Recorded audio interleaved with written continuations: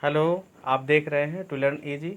आज हम लोग झारखंड के प्रमुख विद्रोह एवं आंदोलनों का चर्चा करेंगे। चैनल पे आने वाले नए दोस्तों से रिक्वेस्ट है कि वो चैनल को सब्सक्राइब करें। विद्रोह एवं आंदोलन, ओके। इसमें ये है कि झारखंड में विद्रोह आंदोलन के कारण, तो हम लोग जानते हैं कि झारखंड में विद्रोह एवं आंदोलन का मुख्य कारण अंग्रेज और ब्रिटिश ईस्ट इंडिया कंपनी थी, ओके। और इस विद्रोह और आंदोलन के जन्म के पीछे कुछ सब कारण हैं, और उन बेसिक कारणों को सबसे पहले हम लोग वन बाय वन समझेंगे। देन हम लोग वो उसके बाद हम लोग टॉपिक पे आएंगे। तो फर्स्ट ऑफ ऑल इज राजनीतिक कारण। राजनीतिक कारण में सबसे पहले कारण है आंतरिक स्वायत्ता पर आघात। आंतरिक स्वायत्ता पर आघात से तात्पर्य ये है कि यहाँ के आदिवासी जनजातियों द्वारा यहाँ खुद अपने से यहाँ राजनीतिक संचालन किया जाता था, और यहाँ खुद से राजा एंड यहाँ का जो प्रशासनिक इकाई था वो आदिवासियों एवं जनजातियों के अधीन था। परंतु ब्रिटिश ईस्ट इंडिया कंपनी के आने के उपरांत इन संस्थाओं, इन राजा एंड इनके प्रशासनिक इकाइयों को इन पे हस्तक्षेप किया जाने लगा, जिसके कारण ये इस तरह का विद्रोह आंदोलन का स्वरूप उत्पन्न हुआ। दूसरा है आदिवासी प्रदेशों पर अधिकार।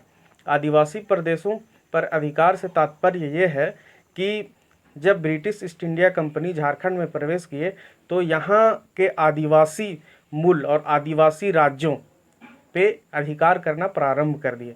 इसके कारण से यहाँ विद्रोह और आंदोलन का स्वरूप उत्पन्न हुआ। फिर है अधीनस्थ कर्मचारियों द्वारा शोषण। उस यहाँ का मुख्य थर्ड कारण, राजनीतिक कारण में थर्ड कारण इम्पोर्टेंट ये है कि अधीनस्थ कर्मचारी यहाँ के जनजाति एंड आदिवासियों को बहुत बहुत सख्ती से इनका शोषण कर रहे थे, इनसे ज़्यादा कर वसूल रहे थे, इन पे अलग अलग तरह का टैक्सेस लगा रहे थे, जिसके कारण से इन लोग विद्रोह पे उतर आए। सेकंड पॉइंट है सामाजिक कारण। सामाजिक कारण में इम्पॉर्टेंट सबसे पॉइंट वन में यह है कि जनजाति प्रथाओं में हस्तक्षेप। जनजाति प्रथाओं में हस्तक्षेप का मुख्य कारण, मुख्य पॉइंट ये है कि जनजातियों का जो अपना एक प्रथा था, जनजाति अपने सिंहभोगा देवता कोई उपासना करते थे, और फिर है कि इनकी अलग अलग प्रथाएं थी, और इन प्रथाओं पे हस्तक्षेप करना प्रारंभ कर दिए। तो इन हस्तक्षेप के कारण ये विद्रोह और आंदोलन का एक बिगुल प्रारंभ होता है और यहाँ से स्टार्ट होता है, ओके। फिर नेक्स्ट है बाहरियों द्वारा सामाजिक अलगाव।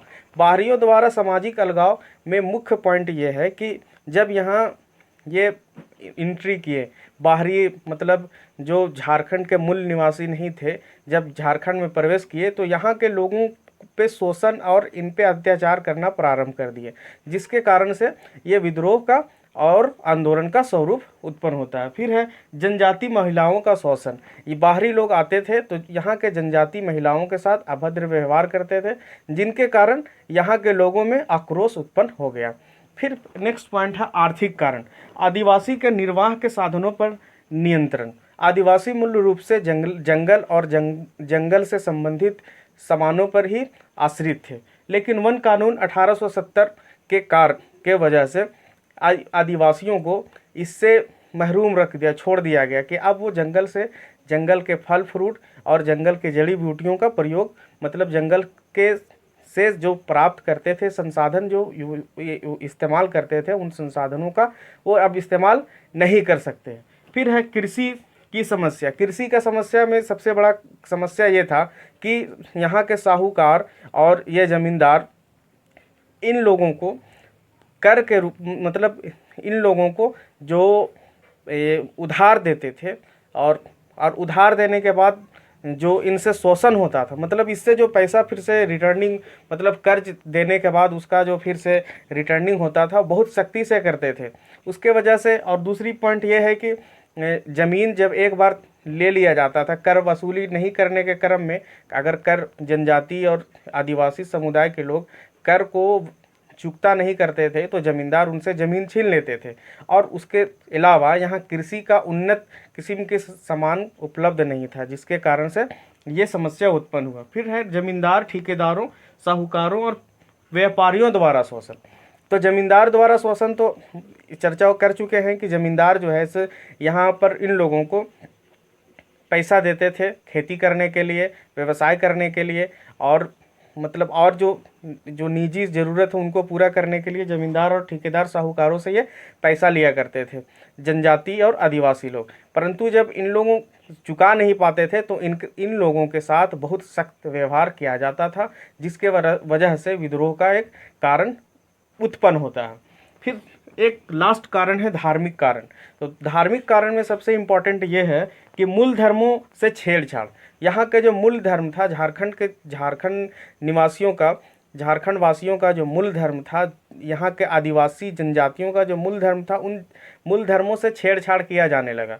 उसका मुख्य कारण था कि ईसाई धर्म प्रचारों की गतिविधियाँ। ईसाई धर्म प्रचारक यहाँ आते थे और धर्म प्रचार के लिए एक अलग प्रकार की गतिविधि का प्रयोग करते थे। यहाँ के लोगों को भ्रमित कर ईसाई धर्म में दीक्षित करने का कार्य करते थे, जिससे यहाँ के लोगों में एक अविश्वास मतलब एक तरह का विद्रोह स्वरूप एक समस्या उत्पन्न हो गया, जिसके वजह से यहाँ विद्रोह और ये आंदोलन का स्वरूप उत्पन्न होता है। अब हम लोग पढ़ेंगे वन बाय वन विद्रोह और उसके संबंधित समस्या। तो फर्स्ट ये है ढाल विद्रोह 1767 से 77 ईस्वी। ढाल विद्रोह 1767 से 77 ईस्वी। सबसे पहले यह है कि ढाल विद्रोह क्यों हुआ।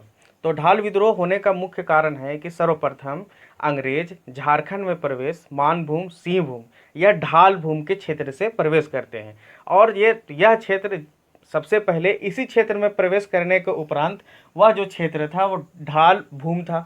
तो यहाँ पर एक व्यापक विद्रोह उत्पन्न हो गया। अंग्रेजों के प्रवेश के उपरांत यहाँ के जो राजा जगन्नाथ ढाल था उसको मतलब अंग्रेजों की अधीनता स्वीकार करने पे मजबूर किया गया, परंतु जगन्नाथ ढाल ने स्वीकार नहीं किया।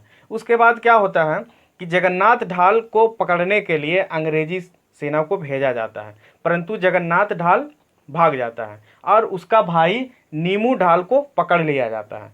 तो जब नीमू ढाल को पकड़ लिया जाता है तो इसके उपरांत उसका भाई जगन्नाथ ढाल जो वहाँ का राजा था वह व्यापक विद्रोह की तैयारी करता है, और उसके लिए पूर्ण रूप से वो तैयारी करने के बाद वह अंग्रेज़ों से मुकाबला करता है।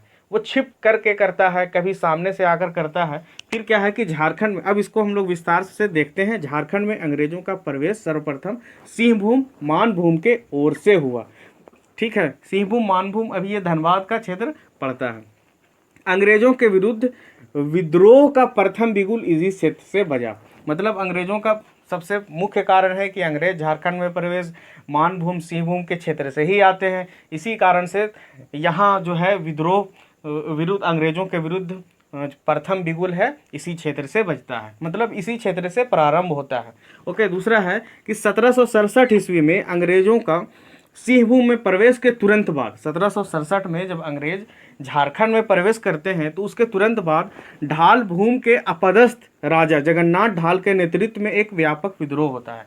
तो यहाँ पर है कि ढाल भूमि के अपदस्थ राजा, तो जब ये प्रवेश करते हैं तो प्रवेश करने के उपरांत वहाँ का जो शासन व्यवस्था है वो अपने हाथों में ले लेते हैं। इसी वजह से ढाल भूमि के अपदस्थ राजा जगन्नाथ ढाल को अपदस्थ राजा की संज्ञा के नाम, मतलब यहाँ इसको अपदस्थ राजा के रूप में जाना जा रहा है, के नेतृत्व में एक व्यापक विद्रोह होता है जिसे ढाल विद्रोह कहा जाता है।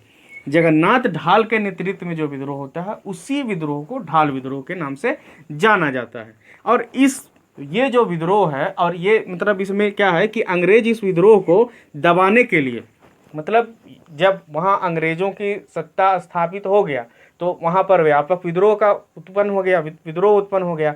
तो इस विद्रोह को दबाने के लिए कैप्टन रुक और चार्ल्स मैगन के नेतृत्व में एक फौज सेना टुकड़ी भेजा जाता है, और यह सेना जो है सो वहाँ जाकर के जो उस क्षेत्र में जो गड़बड़ी उत्पन्न हो जाता है उसको दबाने का, उसको सुधारने का प्रयास करता है, परंतु उन्हें सफलता नहीं मिलती है। फिर क्या होता है कि अंग्रेज इस विद्रोह को दबाने के लिए तो उनको भेज दिया, लेकिन सफलता नहीं मिला। अब जब सफलता नहीं मिलता है तो फिर यह जो विद्रोह है यह 10 सालों तक चलता है। 10 सालों तक चलता है। फिर क्या होता है कि 1767 ईस्वी से ये आरंभ होता है विद्रोह, और 1777 ईस्वी में अंग्रेज कंपनी द्वारा जगन्नाथ ढाल को फिर से राजा स्वीकार कर लिया जाता है।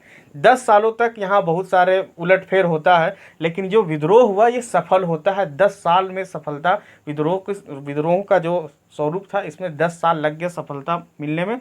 लेकिन सफलता मिलने के उपरांत क्या होता है कि इसको राजा फिर से तो बना लिया जाता है और विद्रोह शांत हो जाता है, परंतु यहाँ पर जगन्नाथ ढाल को सालाना अंग्रेजों को 5,500 रुपया वार्षिक कर के रूप में देना पड़ता है। मतलब ये जो कर था ये राजा बने रहने के लिए, और यहाँ से मालगुजारी के रूप में 5,500 रुपया वार्षिक कर के रूप में अंग्रेज को जगन्नाथ ढाल वार्षिक कर देता था।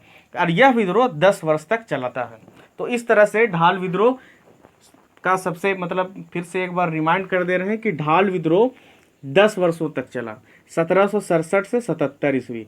जगन्नाथ ढाल इस विद्रोह के मेन नायक थे झारखंड के तरफ से, और अंग्रेजी सेना के नायक थे लेफ्टिनेंट रूक, जो रोकने का प्रयास किए। आप याद करेंगे कि कैसे कि प्रथम विद्रोह को रोकने का प्रयास किसने किया, कौन अंग्रेज किस लेफ्टिनेंट किया, तो रूक ने किया। और इसके चार्ज कौन था, चार्ल्स मैगन। ये चार्ल्स मैगन इसके सहयोगी थे, के नेतृत्व में इन लोगों ने विद्रोह को दबाने का प्रयास किया, परंतु इन्हें सफलता नहीं मिली। इस तरह से ढाल विद्रोह पूर्ण रूप से कंप्लीट होता है।